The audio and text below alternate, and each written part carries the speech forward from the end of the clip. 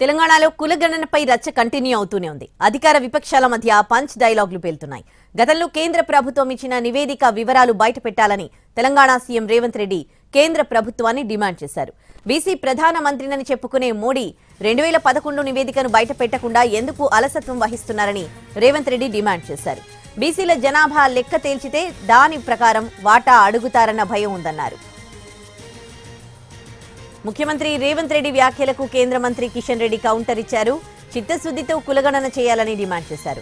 రాష్ట్రంలో కులగణన పారదర్శకంగా జరగలేదన్నారు.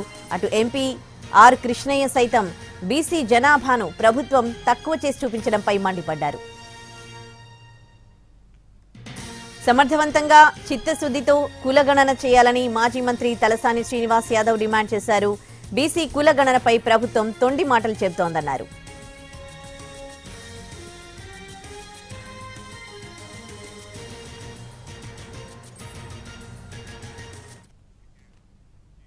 బీసీ ప్రధాన మంత్రినని చెప్పుకునే మోడీ కులగణనపై కాంగ్రెస్ ఇచ్చిన నివేదికను బయటపెట్టాలన్నారు తెలంగాణ సీఎం రేవంత్ రెడ్డి. లెక్క తేల్చితే దాని ప్రకారం వాటా అడుగుతారన్న భయం ఉందన్నారు. ఈ వ్యాఖ్యలకు కేంద్ర మంత్రి కిషన్ రెడ్డి కౌంటర్ ఇచ్చారు. సమర్థవంతంగా చిత్తశుద్ధితో కులగణన చేయాలని డిమాండ్ చేశారు. బీసీ కులగణనపై ప్రభుత్వం తొండి మాటలు చెబుతోందన్నారు మాజీ మంత్రి తలసాని శ్రీనివాస్ యాదవ్. అటు బీజేపీ ఎంపీ ఆర్ కృష్ణయ్య సైతం బీసీ జనాభాను తక్కువ చూపించడంపై మండిపడ్డారు.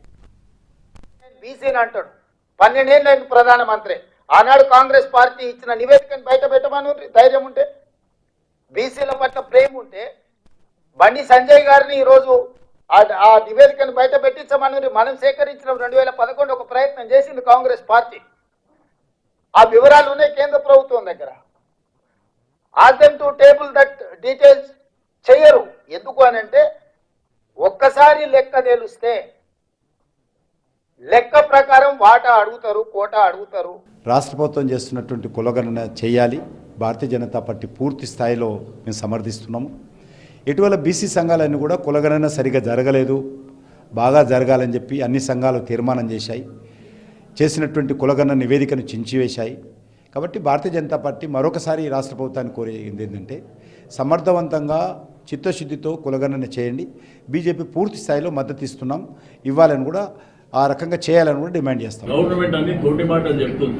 నిన్న కూడా 56.33% బీసీ జనాభా, అది ముస్లింలను కలుపుకొని అని చెప్తుంది. కాబట్టి మీరు చేసేదో ప్రాపర్గా మీరు ఇంకా భేషజాలం పోవాల్సిన అవసరం లేదు, తొందరపడవలసినటువంటి అవసరం లేదు.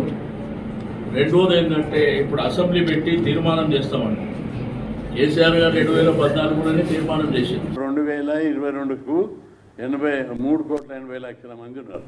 ఈ 2 ఏళ్లలో ఇంకో 20 లక్షలు పెట్టుకుంటే 4 కోట్ల పైగా.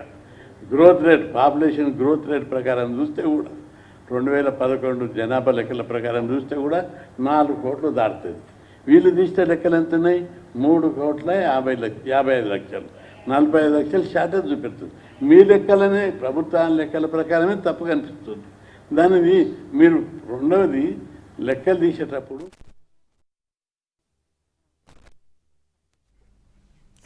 తెలంగాణలో కుల గణనకు సంబంధించి మాటల యుద్ధం ఆగట్లేదు. అధికార విపక్షాల మధ్య పంచ్ డైలాగులు పేలుతూ ఉన్నాయి. ఇక ఇదే అంశానికి సంబంధించి పూర్తి డీటెయిల్స్ మా ప్రతినిధి చారి అందిస్తారు.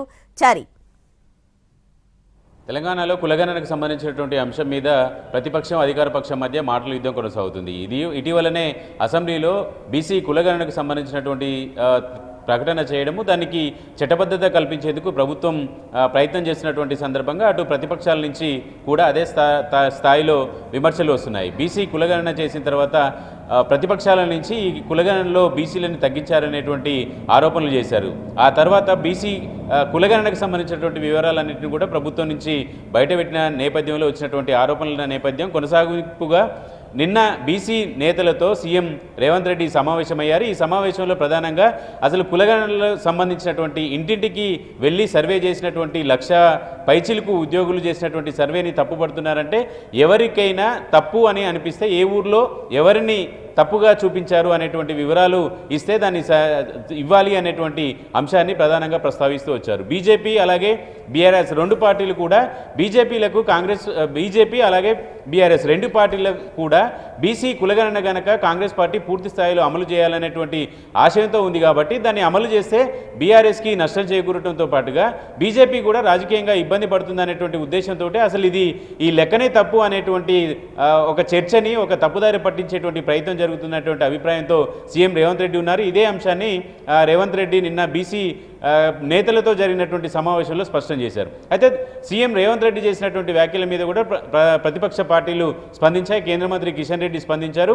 లెక్కలు తప్పంటున్నామే తప్ప బీసీ కులగణనకు మేము వ్యతిరేకం కాదు అనేటువంటి అంశాన్ని ఆయన కూడా ప్రస్తావిస్తూ వచ్చారు. అయితే కులగణనలో బీసీల సంఖ్యను తక్కువగా చేసి చూపించారనేటువంటి అంశాన్నే చెప్తూ వచ్చారు. కానీ ఎక్కడ అన్యాయం జరిగింది, ఎవరికి ఏ ఊర్లో మిస్టేక్ జరిగింది అనేటువంటి అంశాలకు సంబంధించి ఇప్పటివరకు ప్రతిపక్షం వివరాలు కానీ అలాంటి ప్రశ్నలు కానీ సంధించేటువంటి పరిస్థితిలో లేదు అనేటువంటి అంశాన్ని కాంగ్రెస్ పార్టీ చెప్తుంది. అలాగే బీఆర్ఎస్ పార్టీ కూడా చేసినటువంటి ఒకవేళ పొరపాట్లు జరిగాయని మేము చెప్తున్నటువంటి నేపథ్యంలో పంతాలకు పోకుండా వీటిని పూర్తి స్థాయిలో బీసీలకు లాభం చేసేటువంటి విధంగా చేయాలనేటువంటి డిమాండ్ను కూడా బీఆర్ఎస్ చేసింది.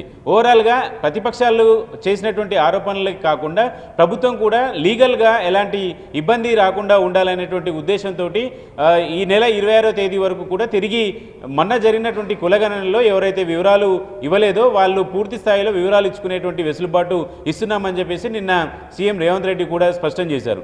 ఓవరాల్గా అధికార పక్షం చేసినటువంటి బీసీ కులగణనకు సంబంధించినటువంటి అంశాన్ని అటు బీఆర్ఎస్ ఇటు బీజేపీ చర్చ చేస్తుంది. ఇది తప్పుల తడకగా ఉందని చెప్తున్నటువంటి నేపథ్యంలో అధికార పార్టీ నుంచి సీఎం రేవంత్ రెడ్డి నేరుగా ఈ తప్పులు ఎక్కడ జరిగాయో చెప్పకుండా తప్పు అనేటువంటి అంశాన్ని ప్రస్తావిస్తూ వాళ్ళు రాజకీయంగా ఇబ్బంది ఫేస్ చేస్తారు కాబట్టి అసలు దీన్ని అమలు చేయకుండా ఉండాలనేటువంటి ఆలోచనతోటే ఆ రెండు పార్టీలు చేసినటువంటి కామెంట్స్ని కూడా సీఎం రేవంత్ రెడ్డి చేశారు. ఇలా 42% బీసీల రిజర్వేషన్కు ఇవ్వాలి అనేటువంటి అంశానికి సంబంధించినటువంటి వ్యవహారంలో అధికార ప్రతిపక్ష పార్టీల మధ్య మాటల యుద్ధం కొనసాగుతుంది. అయితే త్వరలోనే అధికార పార్టీ అసెంబ్లీ సమావేశాలను ఏర్పాటు చేసింది. దాంట్లో ఎస్సీ వర్గీకరణకు సంబంధించినటువంటి అంశంతో పాటుగా ఈ బీసీ కులగణనకు సంబంధించి 42% రిజర్వేషన్ అమలుకు సంబంధించినటువంటి అంశాలన్నిటి మీద కూడా చట్టబద్ధత కల్పించేటువంటి అంశాల మీద ప్రభుత్వం ఆలోచిస్తుంది.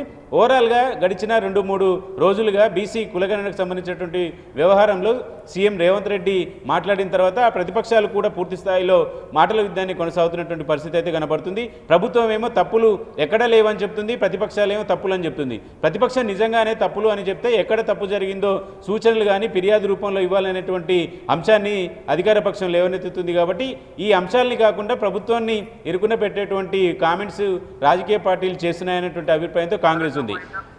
Right, thank you Chari.